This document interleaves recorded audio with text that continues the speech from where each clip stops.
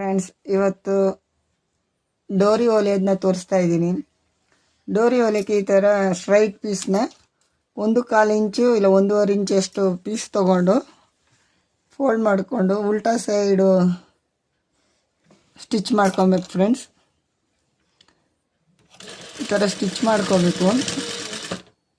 Tension ಲೆವೆಲಲ್ಲಿ ಸಣ್ಣ ಬೇಕು ಅಂದರೆ ಈ ಟೆನ್ಷನ್ ಲೆವೆಲಲ್ಲಿ ಸ್ಟ್ರೈಟಾಗಿ ಒಂದು ಸ್ಟಿಚ್ ಹಾಕೊಬೇಕು ಫ್ರೆಂಡ್ಸ್.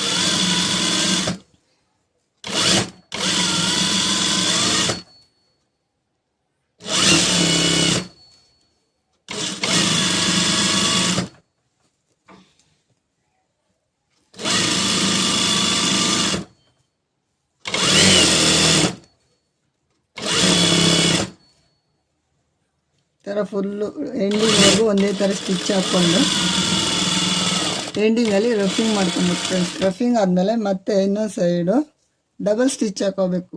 ಯಾಕೆಂದರೆ ಅದು ಮತ್ತೆ ಓಪನ್ ಆಗೋ ಚಾನ್ಸಸ್ ಇರುತ್ತೆ. ಡಬಲ್ ಸ್ಟಿಚ್ ಇದ್ದರೆ ಓಪನ್ ಆಗಲ್ಲ. ಡೋರಿ ಉಲ್ಟಾ ಮಾಡಿದ್ಮೇಲೆ ಭಾಳ ಚೆನ್ನಾಗಿ ಬರುತ್ತೆ ಫ್ರೆಂಡ್ಸ್. ಈ ಮೆಥಡಲ್ಲಿ ಒಂದು ಸಲ ಟ್ರೈ ಮಾಡಿ ಫ್ರೆಂಡ್ಸ್. ನನ್ನ ವಿಡಿಯೋ ನೋಡ್ತೀರಾ ನಿಮ್ಮೆಲ್ಲರಿಗೂ ಧನ್ಯವಾದಗಳು ಫ್ರೆಂಡ್ಸ್.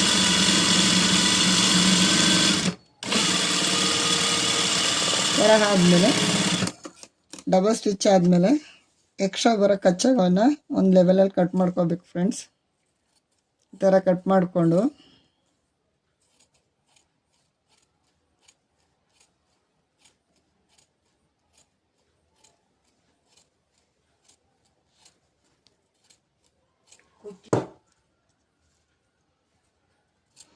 ಈ ಥರ ಕಟ್ ಮಾಡ್ಕೊಂಡ್ಮೇಲೆ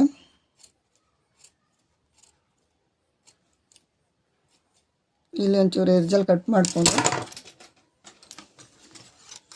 ಫ್ರೆಂಡ್ಸ್, ಈ ಥರ ಡೋರಿ ಉಲ್ಟಾ ಮಾಡೋಕ್ಕಂತಲೇ ಇದು ಮೀಶೋಲ್ಲಿ ಸಿಗುತ್ತೆ ಫ್ರೆಂಡ್ಸ್. ಏನು 20 ರೂಪಾಯಿ ಇರ್ಬೋದು, ಇಲ್ಲ 30 ರೂಪಾಯಿ ಇರ್ಬೋದು. ಇದ್ರ ಸಹಾಯದಿಂದ ಎಷ್ಟು ಬೇಗ ಡೋರಿ ರೆಡಿ ಮಾಡ್ಬೋದು ಗೊತ್ತಾ ಫ್ರೆಂಡ್ಸ್. ಒಂದು ಸೈಡ್ ಈ ಕಡೆಯಿಂದ ಹಾಕ್ಕೊಂಡು ಫಸ್ಟ್ ಸಾರಿ ಮಾಡೋರಿಗೆ ಸ್ವಲ್ಪ ಗೊತ್ತಾಗಲ್ಲ ಫ್ರೆಂಡ್ಸ್. ಐಡಿಯಾ ಬರೋವರೆಗೂ, ಐಡಿಯಾ ಬಂದಮೇಲೆ ಆಟೋಮೆಟಿಕ್ಕಾಗಿ ಮಾಡ್ಬೋದು. ಈ ಥರ ಹಾಕ್ಕೊಂಡು ಇಲ್ಲಿ ಒಂಥರ ಉಕ್ ಥರ ಇರುತ್ತೆ ಫ್ರೆಂಡ್ಸ್. ಅದನ್ನು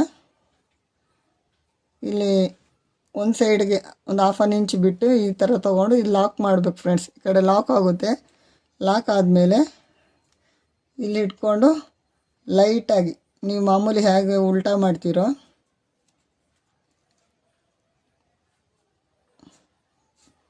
ನೋಡಿ ಫ್ರೆಂಡ್ಸ್, ಎಷ್ಟು ಆರಾಮಾಗಿ ಬರ್ತಾಯಿದೆ ಡೋರಿ.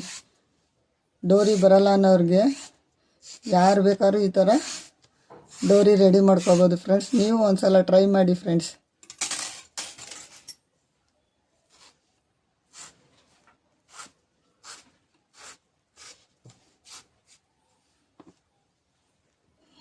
ನೋಡಿ ಫ್ರೆಂಡ್ಸ್, ಎಷ್ಟು ಚೆನ್ನಾಗಿ ಡೋರಿ ರೆಡಿ, ಎಷ್ಟು ಬೇಗ ಈಸಿಯಾಗಿ ಆಗಿದೆ. ಮಾಡೋದು ಸುಲಭ, ಉಲ್ಟಾ ಮಾಡೋದು ಭಾಳ ಈಸಿ. ನಿಮ್ಗೆ ಎಷ್ಟು ಸಣ್ಣ ಬೇಕೋ ಅಷ್ಟು ಸಣ್ಣ ಮಾಡ್ಕೋಬೋದು. ನೋಡಿ ಫ್ರೆಂಡ್ಸ್, ಈ ಥರ ನೀವು ಟ್ರೈ ಮಾಡಿ ಫ್ರೆಂಡ್ಸ್. ನೆಕ್ಸ್ಟ್ 2 ಲೆವೆಲ್ ಇಟ್ಕೊಂಡು ಕಟ್ ಮಾಡ್ಕೊಳ್ಳಿ ಫ್ರೆಂಡ್ಸ್. ಮತ್ತು ಈ ಎಡ್ಜರ್ಸ್ ಏನು ಸೈಡ್ ಜಾಸ್ತಿ ಬಿಟ್ಟಿರ್ತೀವಲ್ಲ ಅದನ್ನ ಟ್ರಿಮ್ ಮಾಡ್ಕೋಬೇಕು ಫ್ರೆಂಡ್ಸ್.